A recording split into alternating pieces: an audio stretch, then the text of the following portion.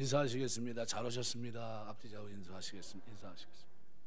네, 오랜만에 나오신 분도 계시고, 네, 감사합니다. 이 코로나가 이제 다 끝나가서 이제 서서히 이제 얼굴을 보이시는 것 같아요. 참 감사드립니다. 오늘 시편 84편은 굉장히 중요한 우리 신앙의 자세에 대해서 얘기해주고 있는데요. 갈망이라고 하는 겁니다. 사모한다는 표현도 되겠고요. 뜨겁게 사모하고 사랑하는 그 사람들의 삶 속에 어떤 것이 있는지, 이것이 얼마나 중요한 것인지를 보여줍니다. 고라자손은 늘 하나님의 전에서 섬겼던 사람들입니다. 찬송으로 또는 예배를 제사를 위해서 섬겼던, 성막에서 봉사했던, 그리고 다양한 부류의 사람들을 볼 수 있는데, 오늘 이 본문의 말씀은 그런 의미로 본다면 의미가 있는 말씀이 아닌가 생각이 됩니다. 시편 107편 9절 말씀에 보시면 이렇게 표현합니다. 저가 사모하는 영혼을 만족하게 하시며 줄인 영혼에게 좋은 것으로 채워주심이라. 하나님은 간절히 찾는 자에게, 사모하는 자에게, 갈망하는 자에게 은혜를 주십니다. 네, 우리가 아이가 태어나서 젖을 달라고 울죠. 네, 배고프다는 겁니다. 줘야 되겠죠. 안 주면 어떻게 됩니까? 힘들죠.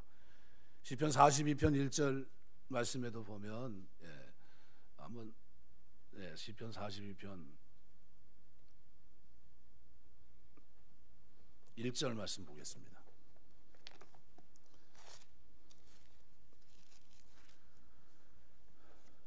(42편) 1절 말씀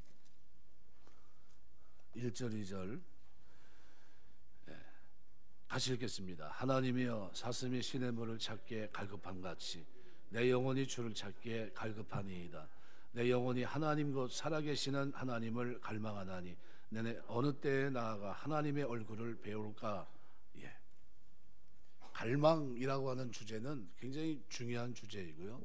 하나님과 관계를 맺고 사는 그리스도인들에게 있어서 놓칠 수 없는 그런 주제입니다. 이 갈급하다라고 하는 것은 요엘서에서는 헐떡이다라는 말로 번역이 됐습니다. 아주 매우 급박한 상황입니다. 사슴이 광야에서 갈급해서 시냇물을 찾습니다. 시냇물을 찾지 못하면 죽어요. 갈증은 몸에 수분이 부족할 때 수분 보충을 요구하는 생리적인 현상입니다. 신호입니다. 만일 수분이 몸 밖으로 빠져나가는데도 몸이 그것을 느끼지 못하면, 신호를 보내지 않는다면 목숨을 유지할 수가 없습니다. 갈급함은 그렇게 중요해요. 몸에 수분이 부족하면 갈증을 느껴야 되고, 신호가 오면 즉시 물을 공급해 갈증을 해결하는 것이 맞습니다. 이것이 우리에게도 똑같아요. 이것은 육신의 문제뿐만 아니라요, 영적인 문제에서도 동일합니다. 육신이 갈급함을 느끼는 것과 똑같이 영적으로도 갈급함이 필요합니다. 우리 영혼도 이런 부족함에 대한 영적 갈증이 있어야 되고, 이것을 채우려는 본능적인 내적 욕구가 있어야 됩니다. 그런데 이것을 느끼지 못하고 깨닫지 못한다면 어떤 결과를 찾아올 수 있을까요? 네, 불보듯 뻔합니다. 쓰러질 수 있어요. 시편 63편 말씀 한번 볼까요? 1절 2절에 이렇게 표현합니다. 하나님이여 주는 나의 하나님이시라. 내가 간절히 주를 찾되 물이 없어 마르고 황폐한 땅에서 내 영혼이 주를 갈망하며 내 육체가 주를 앙모하나이다. 내가 주의 권능과 영광을 보기 위하여 이와 같이 성소에서 주를 바라보았다. 갈망했다는 거예요. 갈망했다. 우리가 하나님 섬기며 사는 동안 하나님의 은혜를 갈망하는 여러분 되시길 주의 이름으로 축원합니다. 이게 은혜를 자꾸 사모해야 돼요. 은혜는요, 한번 경험하고 나면요 잊힐 수가 없어요. 여러분이 좋은 여행지를 한번 갔다 오면요 잊혀집니까? 또 가고 싶어요. 야, 거기 진짜 내 일생에 진짜 내가 여태까지 다닌 중에 최고다. 네, 이런 겁니다. 한번 제가 아는 목사님 한 분이 중국에 어디 아주 유명한 곳을 한번 다녀오신 것 같아요. 그래서 여름만 되면 거기를 가세요. 여름만 되면 자기 여건이 휴가가 되면요, 뭐 다른 데 그렇게 좋은 데가 참 많은데 자기 눈에 거기만큼 좋은 데가 없다는 거예요. 그래서 뭐 휴가가 되면 선교사도 돌아볼 겸 해서 겸사겸사해서 글로 해마다 가서 한 2주 이렇게 소모하고 오시는 분이 있어요. 왜 거기 갑니까? 물어봤더니 거기 가면 마음이 편하대요. 마음의 평안. 여러분이 하나님의 전을 출입하면서 이곳에 오면 여러분의 마음이 평안하시길 주의 이름으로 축원합니다. 여기 와서 마음이 평안해야 돼요. 그래야 가고 싶죠. 여기 왔는데 마음이 편하지 않은 불편하면 출입할 수가 없어요. 근데 평안해야 됩니다. 우리 63편의 시인도 바로 똑같아요. 하나님은 주는 나의 하나님이시다. 내가 간절히 찾고 주를 찾되 물이 없어 마르고 혼피한 땅에서 내 영혼이 주를 갈망하며 내 육체가 주를 앙모하나이다. 이것이 신앙의 모습입니다. 제임스 와트 소망이라는 유명한 명화가 있는데요, 지구본 위에 어떤 소녀가 앉아서 알고 있는 하프를 움켜쥐고 있습니다. 근데 하프 줄이 다 끊어졌어요. 가닥이 다 끊겨 있습니다. 한 가닥만 남아 있습니다. 그런데 하나밖에 없는 하프 줄을 가지고 열심히 키고 있어요. 줄이 정상적이면 그죠? 다 있어도 켜기 어려운 것인데, 그런데 가닥가닥 끊어지고 하나밖에 없는 하프를 붙잡고 연주하려면 얼마나 힘듭니까? 근데 그 소녀는 그 줄을 가지고 열심히 하프를 킵니다. 이게 소망이라는 명화예요. 소망. 인생의 줄이 우리가 살아가면서 인맥, 보통 인맥이라 하잖아요. 뭐 우리가 말한 대로 뭐 금맥, 모든 믿던 것들이 끊어지고 내가 하나님과 교통할 수 있는 그런 여지가 전혀 없는 죄 가운데 있다고 한다면 굉장히 어떻게 안타까울 뿐입니다.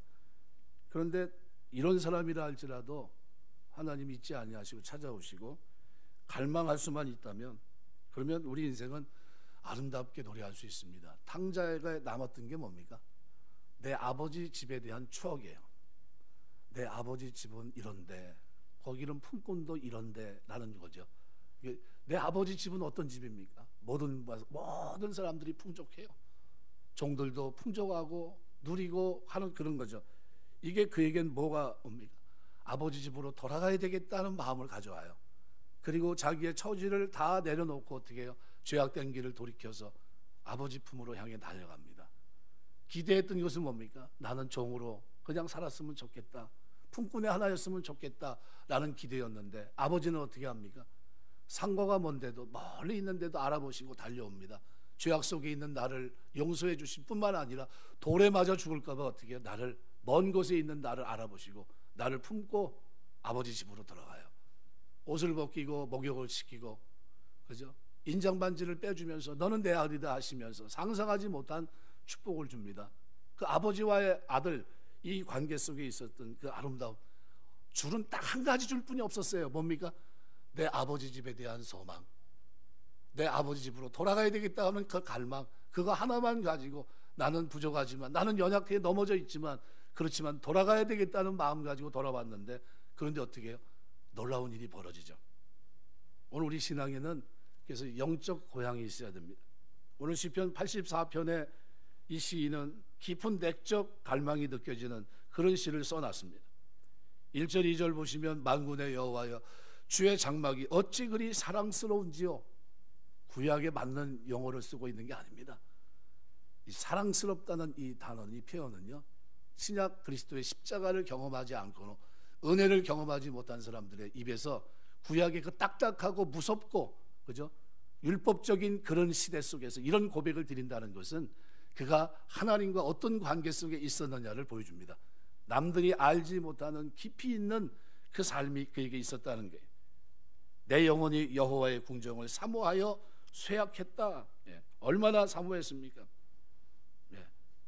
사랑하는 정도가 바로 그와 같다는 게, 갈증을 느끼고 있는 게, 내 아버지 집에 돌아가야 되는데, 그럼 자기의 처지는 뭐예요? 돌아가지 못한 자기의 처지. 그래서 안타까워합니다. 쇠약해질 만큼 여호와의 전을 사랑했다는 고백입니다. 그냥 목이 마른 것과 타는 듯이, 미칠 듯이 목이 타는 것은 다릅니다. 갈증이 심하면요, 영혼까지 흔들립니다. 목이 마르면요, 아무것도 되는 게 없어요. 뭐가 됩니까? 이 갈증 해결하지 않으면요, 손에 잡히는 게 하나도 없는 겁니다. 내 마음과 육체가 살아계신 하나님께 부르짖나이다. 온 전신이, 그죠? 하나님께 부르짖습니다. 여기 부르짖다 또는 사랑한다, 아주 강력한 표현입니다. 사람이 아무 때나 부르짖는 게 아니에요. 부르짖어 보셨습니까? 산에 가서 부르짖는 겁니다. 그죠? 저는 개인적으로 아무도 없을 때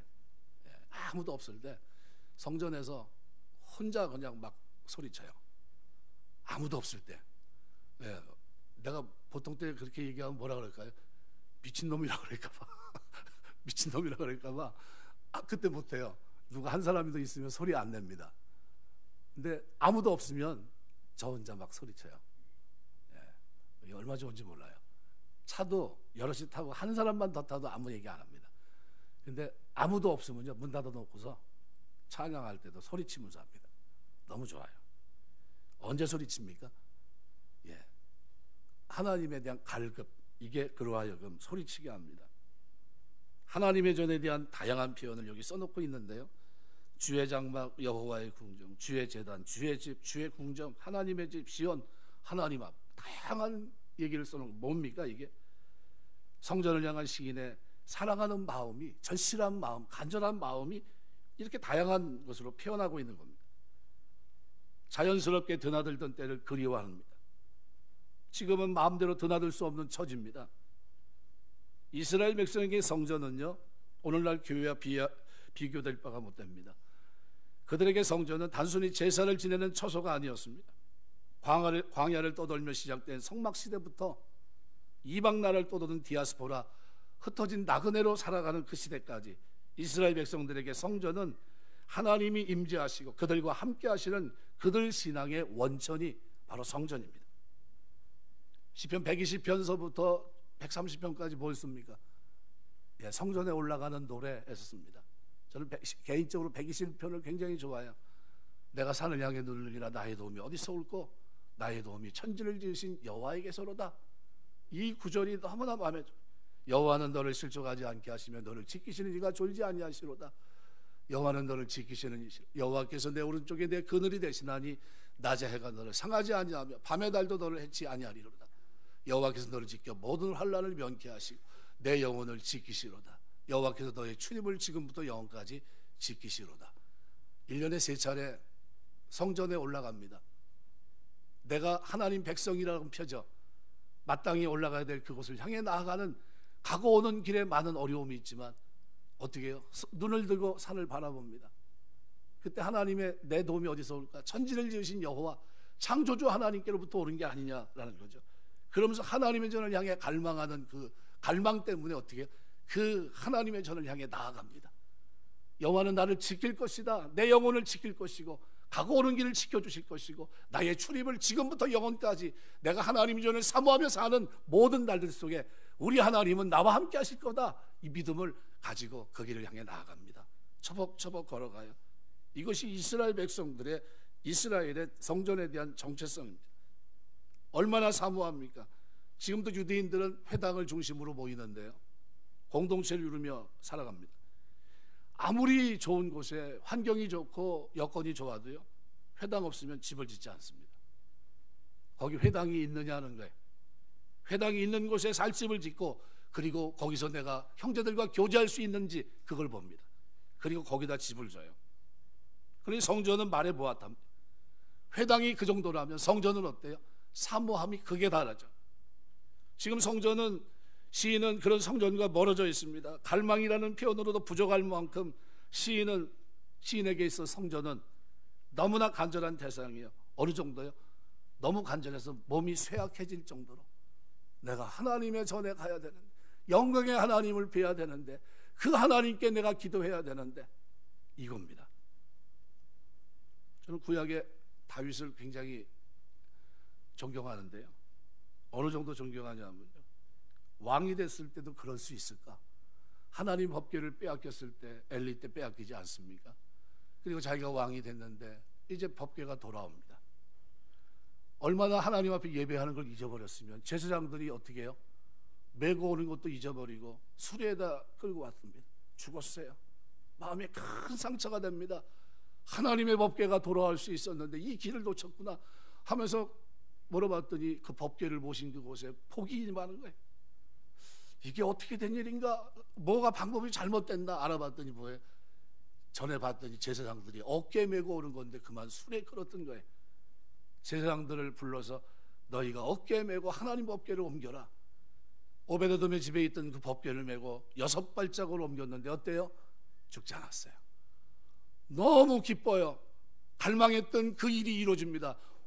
얼마나 감격했는지요. 배에버 통으로 짠 옷을 입고요. 사람이 거기서 뛰면 어떻게 됩니까? 속살이 다 보이는 거예요. 그런데도 기뻐 뜁니다. 뭐 때문에 뛰어요? 미쳐서요? 아니요. 그 사모하던 법궤, 이스라엘 그저 성막의 중심에 있어야 될 하나님의 임재의 상징인 법궤가 지금 이스라엘 땅으로 들어오는 거예요. 전쟁에 능하신 만군의 여호와 하나님의 이름을 자기가 감히 불렀던, 골리앗과 싸울 때 함께 하시며 자기에게 힘을 주셨던 그 하나님, 그 모든 정체성의 상징인 법궤가 지금 돌아온 겁니다.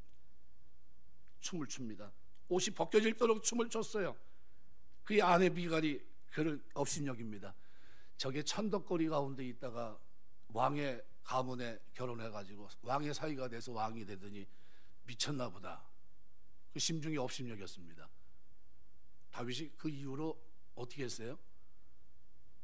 미갈을 가까이 하지 않습니다. 미갈은 그날로 끝났어요. 한날의 왕으로 체면도 없이 왜 그렇게 춤을 췄습니까? 하나님의 임재 상징인 법궤가 돌아오는 그 장면에 자기가 갈망했던 그 하나님의 법궤를 가까이 보실 수 있어서 나중에는 뭐까지 꿈을 꿉니까? 나는 벽돌로 지은 이렇게 좋은 왕궁에 있는데 하나님의 법궤가 천막으로 되어 있는 성막에 있는 것이 좋지 않다. 그래서 어떻게 해요? 벽돌로 지은 집에 하나님의 법궤를 모셨으면 좋겠다. 이런 마음을 가져요. 뭐 때문에 그렇습니까? 사랑하는 마음, 갈망, 그게 있었던 겁니다. 하나님 허락하지 않죠. 솔로몬을 통해서 이제 법궤를, 이제 성전을 짓게 하시죠. 법궤는 하나님의 임재의 상징입니다. 법궤에 돌아오면 하나님의 돌아오심과 똑같아요. 그 가슴 속에 끓어오는 기쁨을 억누를 수가 없었어요.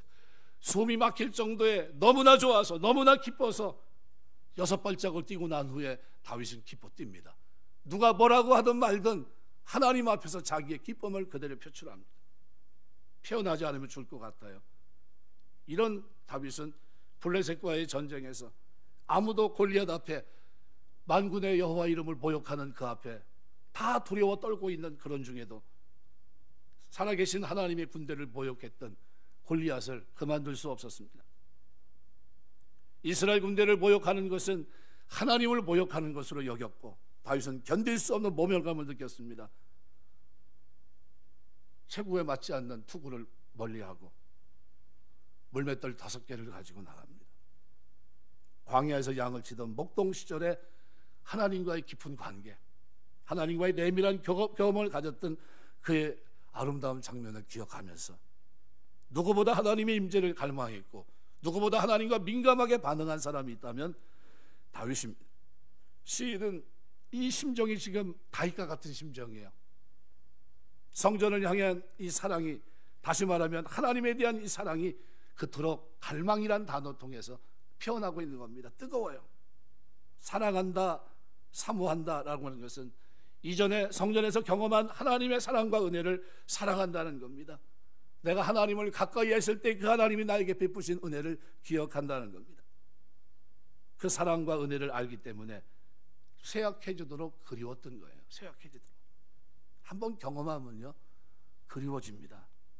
너무나 감사하기 때문에.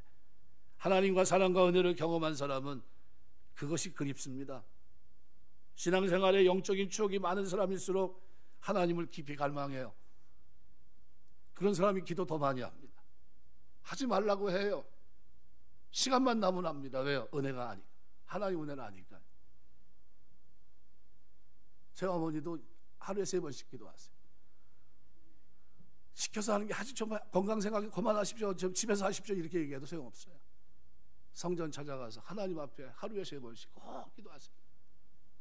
시간 정해놓고 만사 지켜놓고 그 시간은 하나님과 나 교제하는 시간이다. 이 시간은 내가 빼앗길 수 없다. 그 시간은 자기 본인 생일인데도요 식사하러 나가지도 않는, 그 시간은 기도하고 난 다음에 그 후에 가자고. 그 후에 그럽니다. 뭐 때문에요? 성전에서 하나님 앞에 예수의 이름으로 기도할 때 주신 은혜, 이것이 그 삶을 바꿔놓은 겁니다. 신앙생활엔 영적 추억이 많을수록 신앙생활이 잘합니다. 이런 축복이 여러분에 있게 되시길 주의 이름으로 축원합니다. 멀리 가 있는데, 그런데 지금 하나님의 전을 사모해요. 외국에 나간 사람들이 가족과 친구와 그들과 함께 했던 아름다운 추억이 많은 고향을 그리워하게 되면요 향수병에 젖어요. 오늘 시인은 바로 그와 같으세요. 고라자손의 시인데 하나님의 전에서 섬겼던 그 아름다운 장면들, 그 은혜 속에서의 그 장면들을 생각하면서요, 향수병에 젖었어요. 하나님, 내가 그곳으로 돌아가지 않으면 견딜 수가 없습니다. 내가 하나님의 전에 올라가야 되는데 올라가지 못하는 이 심정이 너무나 간절합니다 하면서 어떻게 해요? 매달리고 있는 게. 믿는 자에겐 그리워할 수 있는 영적 고향이 있어야 됩니다. 하나님 모든 사람의 마음에 하나님을 향한 갈망을 심어 놓으셨어요. 찾아오는 자에게 주시는 하나님의 은혜가 넘칩니다. 하나님께 돌아와야 살 수 있도록 하나님 우리를 만드셨고요, 각자 찾아 헤매는 것이 허전함을 채우려고 다양한 모습으로 나타나지만, 그렇지만 결국은 다 똑같이 하나님을 찾는 갈망 속에 있습니다. 세상 사람들은 허전해서 여행도 떠나고 쇼핑도 하고 뭐 여러 가지 일들을 합니다. 하지만 실상은 누굴 찾는 겁니까? 이 갈증을 해결할 방법이 없을까? 목마름을 해결할 방법이 없을까? 이런 거죠. 그런데 사단은 우리 마음을 속이고 눈을 속이고 우리의 생각을 바꿔놓으면서 자꾸 헛다리를 짚게 해요. 하나님께 나가야, 그 성전에 나가야 하나님의 임재를 경험하고 살아계신 하나님을 체험하고 그 은혜 속에 거하는데 그걸 경험하지 못하게 합니다. 우리는 어떤 것을 세상 것으로 만족할 수 없습니다. 오직 하나님만이 나에게 참된 만족을 줍니다. 내 마음이 허전하고 자꾸 다른 데 정신이 팔린다면 하나님을 찾아야 돼요. 내 안에 갈망이 생겼다면 그것은 축복이에요. 내가 하나님의 전을 향할 남은 마음이 있다, 이 축복입니다. 바르게 반응하기만 되면 하나님은 찾아온 그들을 탕자가 돌아올 때 맞이하신 것과 같이 맞이해 줄 줄 믿습니다. 두 번째로 오늘 우리가 생각할 것은 뭐냐면, 교회가 사랑스러워야 돼요. 주일이 기다려야 되는 게 맞습니다. 은혜를 유지하는 비결이 뭘까요? 하나님을 향한 갈망의 이 태도를 잃어버리지 않는 겁니다. 하나님, 내가 마땅히 있어야 될 것은 주의 전이고요, 내가 주님께 구하고 있는 것이 있습니다. 내가 늘 간구하는 기도 제목이 있습니다. 그 은혜를 이번에도 부어주시길 원합니다. 이겁니다. 하나님을 갈망하는 마음이 식으면 마음이 맨숭맨숭합니다. 그냥 그저 그래요. 한국교회에 당면한 위기가 여기서부터 비롯됩니다. 갈망하는 마음이 식어졌어요. 아니, 잃어버린 것 같습니다. 은혜가 충만할 때는 틈만 나면 교회 옵니다. 새벽에도 퇴근 후에도 무슨 일이 있으면 교회 와요. 제가 어렸을 때 추억은 늘 학교 끝나면 교회 같은 기억이에요. 반면에 은혜가 고갈된 사람은 예배드리고 교회를 나가는 순간 교회를 잊어버립니다. 여러분 삶의 자리에서 교회가 생각나고 예배 자리가 생각나고 기도의 자리, 찬송의 자리가 자꾸 생각나게 되시길 주의 이름으로 축원합니다. 틈만 나면 교회 와서 사람의 얼굴을 대하는 것이 아니라 하나님의 얼굴을 자꾸 대하고, 이런 분들은 하나님께서 해 같은 은혜를 주십니다. 그래서 이런 분들이 복이 있어요. 84편 1절 만군의 여호와여 주의 장막이 어찌 그리 사랑스러운지요. 구약에 어울리지 않은 표현을 쓰고 있는 겁니다. 사랑스럽다는 거예요. 사랑스럽다. 예. 십자가 복음을 경험한 신약시대의 사람 입에서나 나올 법한 표현을 지금 구약에 오늘 고라자손들이 이 표현을 쓰고 있습니다. 십자가 사랑을 알지 못하는 구약시대의 사람들은 하나님께 이 같은 사랑의 표현을 썼다고 하는 것 자체가 뭡니까? 그가 우리가 범접하기 힘든 깊은 영적 세계 속에서 하나님의 은혜를 경험했다는 것을 알 수 있는 겁니다. 그래서 84편 10절은 이렇게 표현합니다. 주의 궁정에서 한날이 다른 곳에서 첫날보다 나은즉 악인의 장막에 사는 것보다 내 하나님 성전 문지기로 있는 것이 좋사오니, 주의 궁정에서 한날이 다른 곳에서 첫날보다 낫다는 거예요. 내가 좋은 환경 속에 살아가는 좋은 집에서의 첫날보다도 하나님의 전에서 한날을 살 수 있다면 나는 그것을 택하겠고 그것이 내 마음이고 이것이 내 중심이라는 거예요. 이걸 설명합니다. 주의 집에서 하루를 사는 것이 다른 곳에서 첫날보다 낫다는 은혜를 아는 사람들의 표현입니다. 영적 세계에서 누리는 기쁨이 뭔지를 알기 때문에 이 같은 표현을 썼을 겁니다. 예배 안에서 은혜 안에서 경험하는 영적 세계는 말로 표현할 수 없는 기쁨입니다. 한국교회 부흥의 중심에는 두 가지가 있었어요. 철야기도와 새벽기도. 지금도 새벽기도를 안 해요. 유럽은. 지금도 새벽기도를 하는 나라는 우리나라입니다. 철야기도의 시간이 조금 움직여졌긴 했지만요, 제가 청년 때는요 이틀에 한 번 잤어요. 이틀에 한 번. 우리 청년들하고, 같은 또래 청년들하고 예배를 드려야 되는데요, 저녁이면 철야기도를 합니다.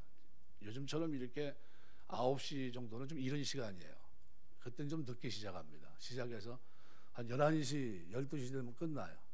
그럼 우리 청년들은 그때 이제 우리들끼리 이제 또 모여가지고 뭐 잠깐 티타임하고 뭐 이렇게 하고, 그 다음서부터 1시 넘어가면 새벽 4시까지 뭐 했냐면요, 삥 둘러 앉아가지고 기도했습니다. 기도 제목 놓고 같이 기도하고 밤새 그랬어요.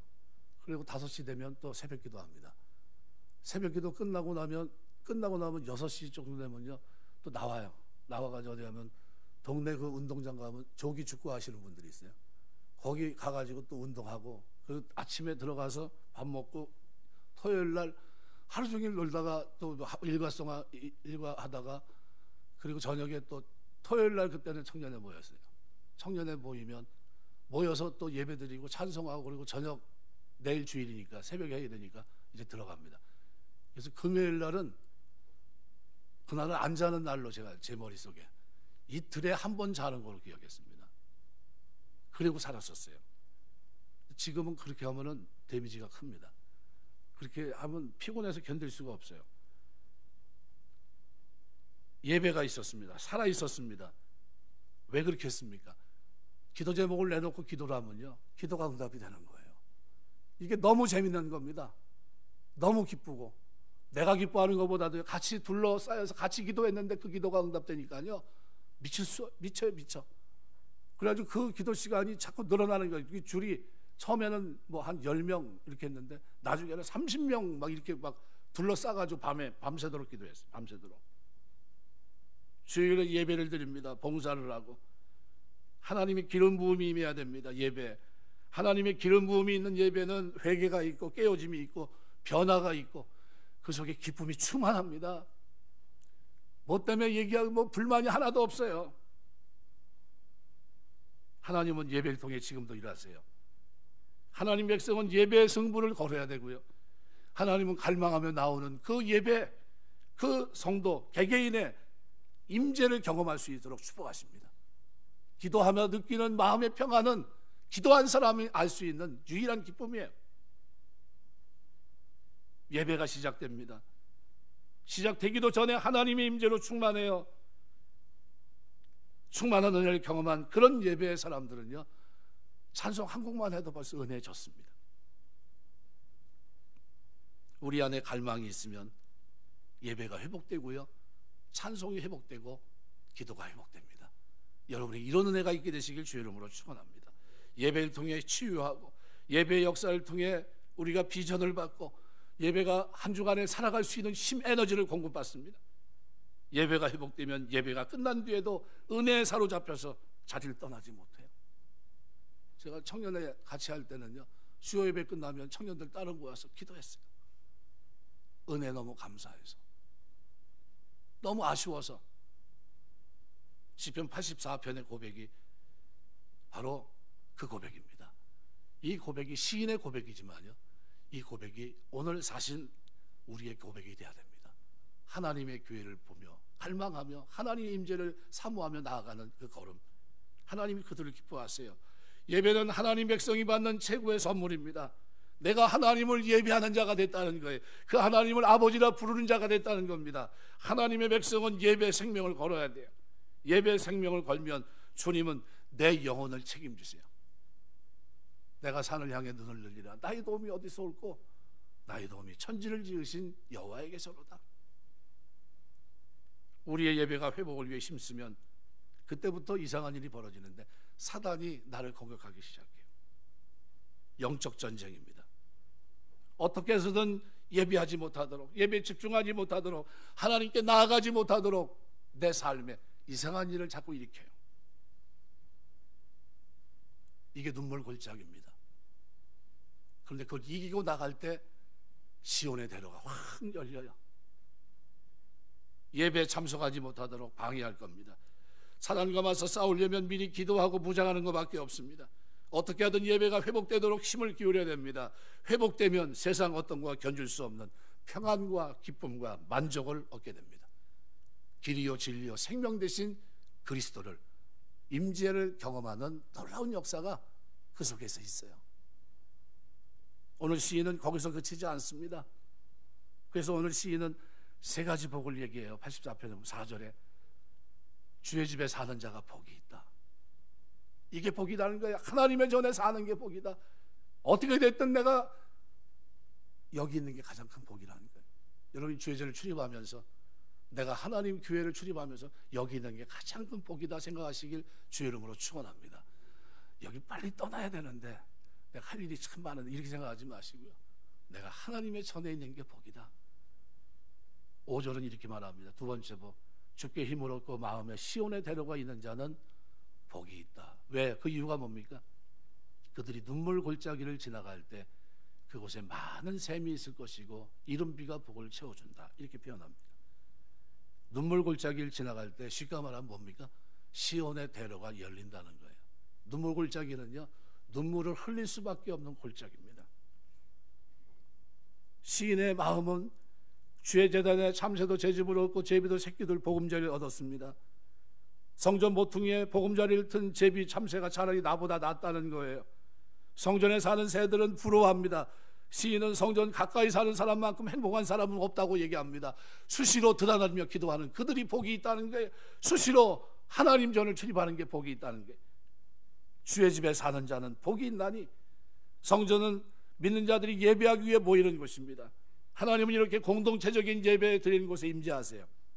함께 모여 기도하고 함께 모여 찬양하고 함께 모여 말씀을 듣는 그곳에 하나님이 임재하셔서 우리가 상상할 수 없는 역사를 일으키십니다. 예배 가운데 하나님이 하시는 일은 정말 놀랍습니다. 각 사람의 형편을 아시는 하나님께서 각자에 맞게 하나님이 역사하세요. 각 사람 가운데 성령이 다양하게 역사하셔서 하나님 영광을 드러내십니다. 주께 힘을 얻고 마음에 시온의 대로가 있는 자는 복이 있다. 시온의 대로가 있는 자가 복이 있다고 그를 부러워합니다. 시온의 대로는 뭡니까? 하나님의 성전을 향해 나아가는 일입니다. 하나님을 만나러 가는 길, 이 길이 열린 사람은 복이 있다는 거예요. 하나님의 성전을 향해 나아가는 그 길이 막혀 있는 것이 아니라 그 시온의 대로, 하나님의 얼굴을 배우러 나오는 그 길이 열려 있는 마음도 그렇고 발걸음이 그것을 향한 그 사람은 복이 있다는 거예요. 장애물을 뚫은 겁니다. 사단의 역사를 무너뜨린 거예요. 그리고 견뎌냅니다. 그들이 눈물 골짜기를 지나갈 때 그곳에 많은 샘이 있을 것이고 이른 비가 복을 채워줍니다. 눈물 골짜기를 지나갑니다. 아주 힘든 시간을 보내고 있다는, 근데 이때가 하나님의 은혜가 흘러나오는 시간이에요. 눈물 골짜기가 하나님의 은혜가 흘러나오는 원천이라는 겁니다. 여러분 가만히 생각해 보세요. 여러분 영적으로 가장 뜨거웠을 때가 언제인가? 아마도 눈물 골짜기를 지날 때입니다. 기도 밖에는 할 것이 없을 그때. 그래서 눈물이 저절로 나옵니다. 울지 말라고 해도요, 그냥 울음이 나옵니다. 내 처지를 아시는 분은 아무도 없으니까, 하나님밖에 없으니까요. 다윗의 신앙이 뜨거웠던 때는 언제입니까? 10년간 도망자의 생활 속에서 눈물이 마를 날이 없을 때입니다. 광야에서 자기를 죽이려고 구술한 사람을 통해서 1000명의 군사를 대동하고 자기를 쥐잡듯이 쫓아다니고 있을 그때, 시도 때도 없이 기도하고 시도 때도 없이 위기를 경험했던 그때입니다. 그때 그는 누구보다 많이 기도했고요, 때로는 금식했고요, 때로는 부르짖어 기도했습니다. 그래서 시편 56편 8절 보면 나의 눈물을 주의 병에 담으소서. 시편 6편 6절 보면 내가 탄식함으로 피곤하여 밤마다 눈물로 내 침상을 띄우며 내 요를 적신하이다. 죄를 짓고 난 후에 회개할 때도 그는 철저하게 눈물을 흘리며 하나님 앞에 내가 진짜 하나님 앞에 회개하고 있고 다시는 이런 일을 반복하지 않을 것이고 다시는 죄 속에 살지 않겠습니다 하면서 어떻게 해요? 신전의식을 가지고 하나님 앞에 회개했던 겁니다. 눈물이 마르지 않을 때 다윗은 하나님과 가장 밀착돼서 살아갔습니다. 반면에 다윗의 일생에 가장 위험한 때는 언제였습니까? 왕이 되고 평화로운 나날을 보낼 때였어요. 눈물이 마르고 눈물이 그 속에서 이미 지나간 때요. 고난이 없고 더 이상 환난이 없는 그때였습니다. 밧세바를 범하면서 끔찍한 죄를 저질렀던 그때입니다. 한국교회가 가장 잘 나가던 때가 언제입니까? 가장 부흥했던 때가 언제입니까? 가장 간절했던 때예요. 믿는 자들이 모이기만 하면 울던 바로 그때입니다. 모이기만 하면 울어요. 제가 중학교 때 부흥회를 갔는데 어머니 손 붙잡고 가자 그래서 갔는데 그 전까지만 해도 말짱했는데 예배드리고 찬송 몇 곡 하더니 여기저기서 울기 시작하는데요. 강사 목사님 설교하기도 전에 이미 눈물바다예요. 근데 물어봤어요. 어머니 왜 우냐고. 은혜가 없으니까요. 물어봐요. 어머니 왜 우세요? 조금 전까지 멀쩡히 대화하고 들어갔는데 뭘 생각했는지 울고 계세요. 근데 우리 옆에 있는 어머니만 그런 게 아니라 주변이 다 울어요. 그러니까 이거 울어야 되는 것보다 여기 오면 교회 오면 울어야 되는 것보다 이렇게 생각했다니까 제가. 근데 하나님 은혜가 깨달아지고 나니까요 울게 되더라고요. 하나님 은혜 감사해요. 우리 손자들은 시대적으로나 개인적으로나 가정적으로나 너무 힘들고 어려워서 모이면 울었어요. 모이면 울지 말라고 해도 울었습니다. 제가 지금도 잊지 않는 우리 친구 카센터 하는 친구가 집을 이사 갔는데 수원에 저 화서동 쪽으로 이사 간 것 같아요. 근데 하필이면 지하가 교회고 2층을 이제 얻은 모양입니다. 그래서 자기는 기분 좋아서 얘기한 겁니다. 뭐냐면 오랜만에 뭐 두 칸방에서 이제는 좀 넓은 데로 이사 갔다 그러면서 얘기를 하더라고요. 축하한다 그랬어요. 그랬더니 축하가 아니래요. 왜 그러냐 그랬더니 그게 아니라 새벽마다 잠을 못 잔대요. 새벽에 왜 이렇게 우는지 예수 믿는 사람들 왜 이렇게 많이 울어? 그러는 거예요. 그래서 제가 그랬어요. 너도 내려가서 같이 울든지 아니면 집을 떠나든지 둘 중에 하나 해야 된다.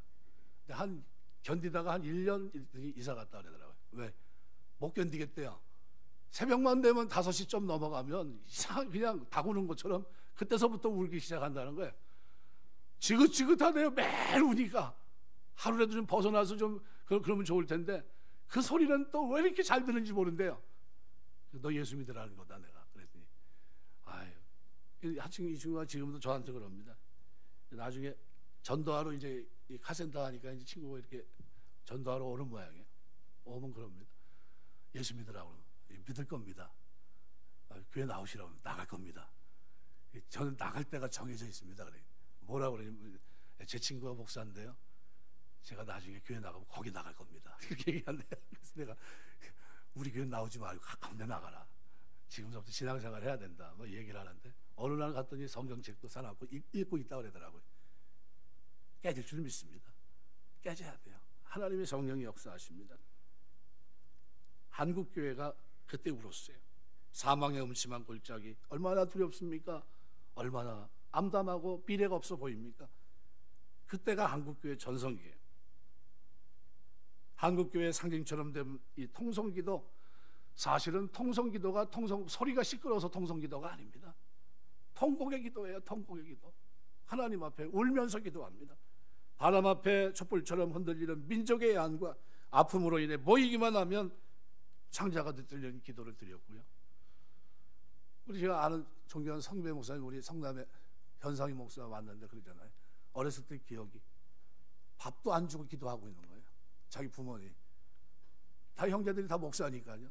강대상에 보면 연이어 기도합니다 하면서 쭉 앉아서 기도를 하고 있으니까 기도 시작하면 한두 시간 요즘처럼 이렇게 한두 시간 끝나는 기도가 아닙니다. 그냥 하루 왼종일 붙잡고서 기도하는 거예요. 매달려서.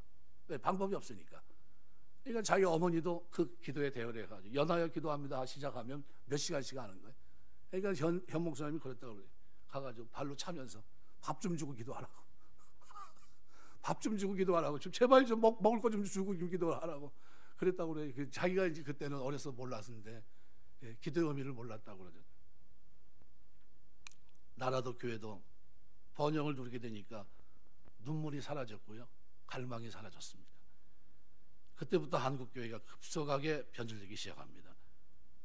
다시 살려면 길은 하나밖에 없어요.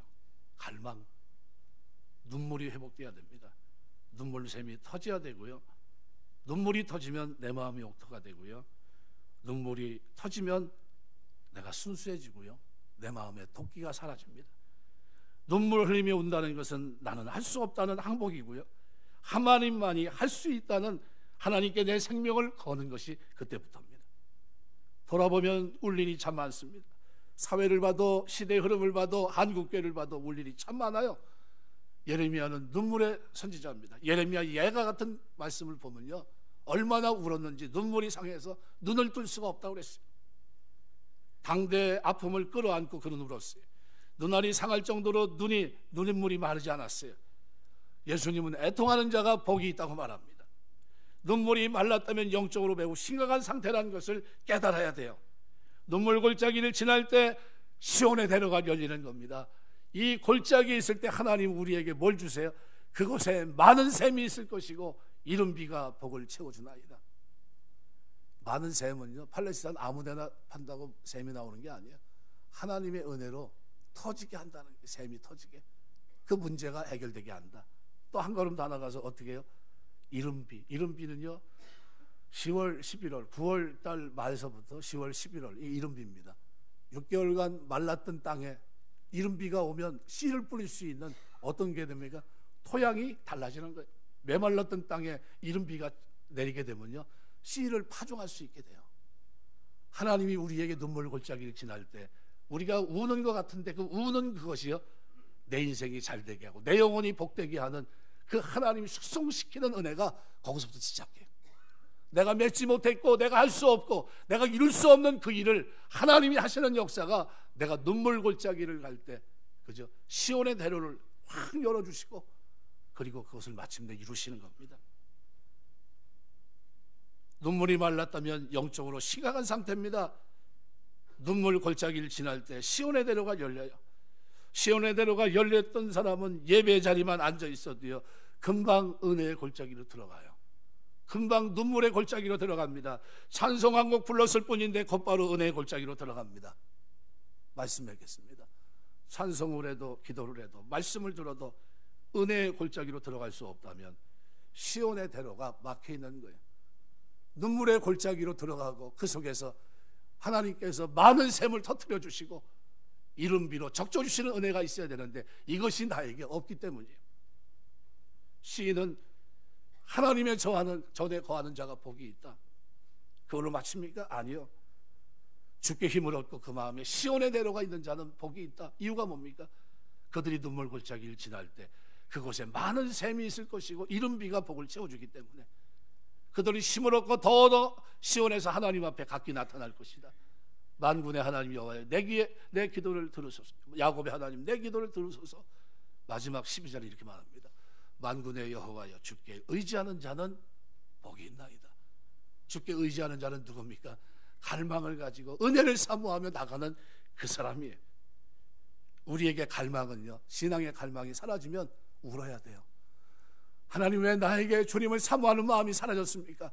하나님, 왜 내가 주님을 사랑하는 마음이 식어졌습니까? 내가 왜 하나님 민족을 향해 우는 이 마음이 내가 사라졌습니까? 울어야 돼요. 그걸 위해서 기도하셔야 됩니다. 갈급함을 위해 기도하세요. 갈급함을 잃어버리지 않도록 기도하시기 바랍니다. 예레미야처럼 시대를 위해, 나라를 위해, 교회를 위해, 가정을 위해 눈물 흘리는 사람이 되셔야 됩니다. 눈의 눈물이 마르지 않는 것, 이것이 은혜입니다. 이것이 생명의 길이고 이것이 주께 나아가 힘을 얻는 길입니다. 살아가면서 나는 너무 편해 이렇게 생각하지 마세요. 내 눈의 눈물이 사라졌을 때 이 땅이 이렇게 황폐하게 된다는 것을 여러분이 보고 있는 겁니다. 내 눈에 눈물이 사라진 것을 가슴 아파하시면서, 하나님, 내가 이 시대에 살면서 하나님의 사람으로 살지 못하고 하나님의 마음으로 살지 못하고 내가 세상 것에 그만 족하여 그냥 그렇게 살려고 했습니다. 내가 성전을 사모하며 하나님 법궤가 돌아오며 기뻐했던 다윗처럼, 하나님, 내가 이 땅에 살아가는 동안 눈물 골짜기를 지나가며 시온의 대로가 열린 사람으로 살게 하옵소서. 이른 비와 많은 샘이 터지는 은혜를 경험하며 이 땅을 살 수 있는 시온의 대로가 열려있는 눈물 골짜기를 통과하는 사람이 되게 하옵소서 하시면서, 하나님, 이 눈물이 마르지 않도록 도와주옵소서. 이 눈물이 내 생에 살아가는 동안 내 신앙생활에서는 흐를 수 있도록 도와주옵소서 기도하시고 그런 축복이 주의 전을 출입하는 여러분에게 있게 되시길 주의 이름으로 축원합니다. 기도하겠습니다.